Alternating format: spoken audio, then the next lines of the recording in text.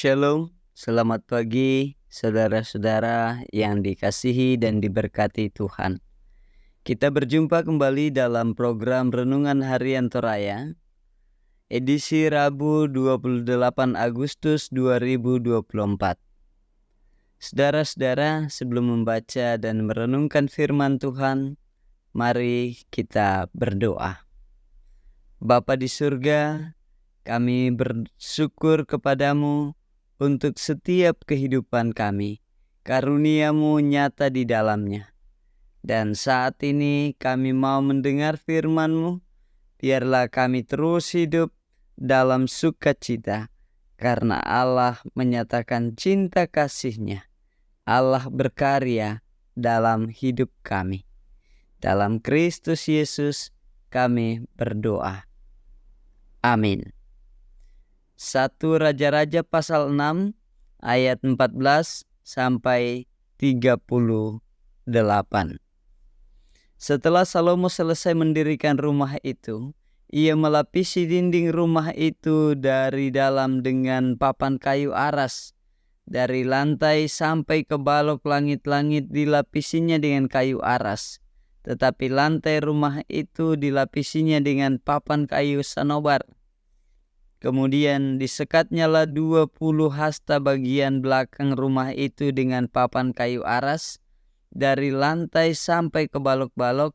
Lalu dibuatnyalah ruang itu menjadi ruang belakang, menjadi tempat maha kudus.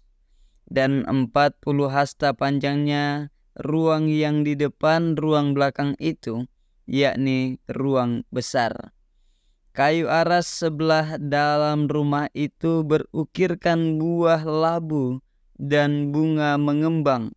Semuanya ditutupi kayu aras. Tidak ada batu kelihatan. Demikianlah dilengkapinya ruang belakang di dalam rumah itu di sebelah dalam sekali, supaya di sana ditaruh tabut perjanjian Tuhan. Ruang belakang itu 20 hasta panjangnya dan 20 hasta lebarnya dan 20 hasta tingginya. Ia melapisinya dengan emas kertas, lalu ia membuat mezbah di kayu aras di depannya. Dari kayu aras di depannya. Sesudah Salomo melapisi rumah itu dari dalam dengan emas kertas, direntangkannyalah tabir pada rantai-rantai emas yang di depan ruang belakang itu. Lalu ruang itu dilapisinya dengan emas.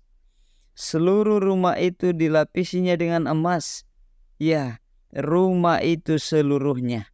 Juga seluruh mezbah yang di depan ruang belakang itu dilapisinya dengan emas.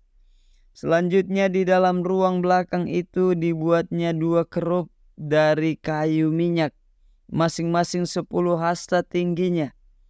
Sayap yang satu dari kerup itu 5 hasta panjangnya, dan sayap yang lain juga 5 hasta, sehingga dari ujung sayap yang satu sampai ke ujung sayap yang lain 10 hasta panjangnya. Juga kerup yang kedua adalah 10 hasta panjangnya. Dan kedua kerup itu sama ukuran dan sama potongan badannya. Tinggi kerup yang satu 10 hasta dan demikian juga kerup yang kedua. Maka ditaruhnyalah kerup-kerup itu di tengah-tengah ruang yang di sebelah dalam sekali. Kerup-kerup itu mengembangkan sayapnya, sehingga kerup yang satu menyentuh dinding dengan sayapnya, dan kerup yang kedua menyentuh dinding yang lain. Sedang sayap-sayap yang arah ke tengah rumah itu bersentuhan ujungnya. Dan kerup-kerup itu dilapisinya dengan emas. Dan pada segala dinding rumah itu berkeliling, ia mengukir gambar kerup, pohon korma, dan bunga mengembang, baik di ruang sebelah dalam maupun di ruang sebelah luar. Juga lantai rumah itu dilapisinya dengan emas, baik di ruang sebelah dalam maupun di ruang sebelah luar. Sebagai pintu masuk ke ruang belakang dibuatnyalah pintu dari kayu minyak. Ambang dan tiangnya merupakan segi 5. Pada kedua daun pintu yang dari kayu minyak itu, ia mengukir gambar kerup, pohon korma, dan bunga mengembang, kemudian dilapisinya dengan emas.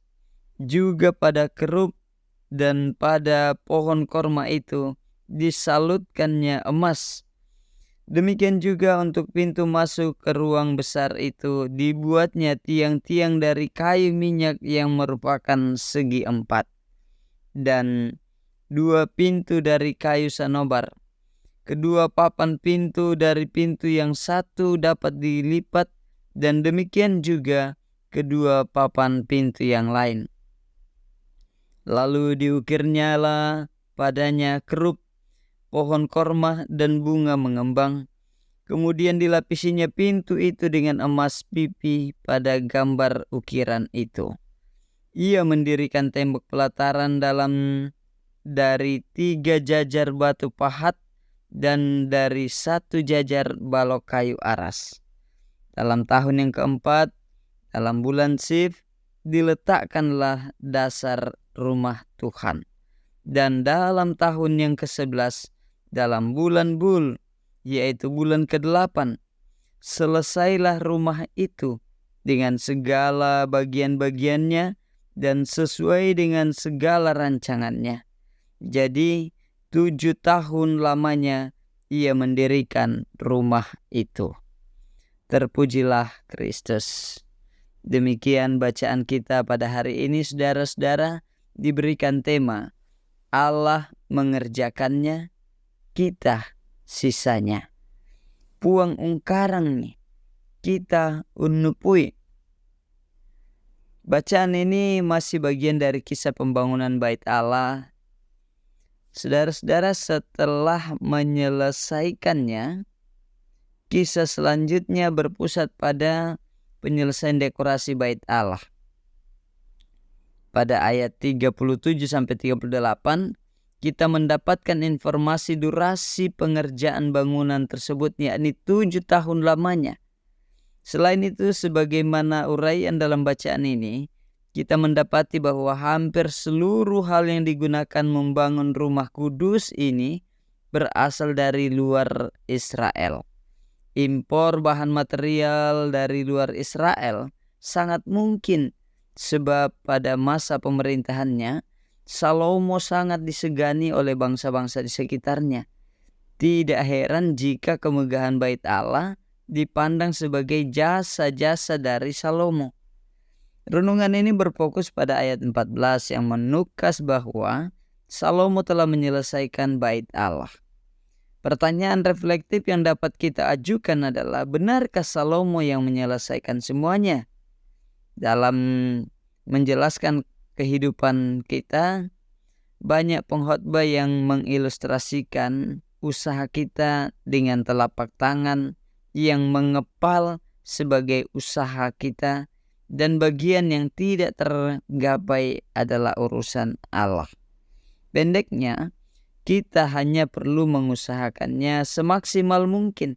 Sisanya Allah yang menyelesaikan. Ilustrasi semacam ini terkesan bahwa Allah yang bertugas mengerjakan sisa-sisa dari usaha kita. Ajaran semacam ini sangat berbahaya, sebab seolah-olah tokoh utama dari semua hal yang kita kerjakan adalah kita sendiri. Padahal semegah, sebesar, atau mungkin sekecil, sesederhana apapun yang kita kerjakan, Allah lah yang berperkara di dalamnya. Di balik semua karya Salomo, di sana ada Allah yang Maha Kuasa berperkara di dalamnya. Karena itu, tidakkah kita menyerukan bahwa Allah yang mengerjakannya dan kita hanya sisanya? Benarlah ungkapan Yohanes Pembaptis bahwa ia harus makin besar, tetapi aku harus makin kecil. Terpujilah Kristus. Amin. Bapa di surga, Ajar kami untuk terus hidup berkenan kepadamu dalam kasih-Mu. Amin.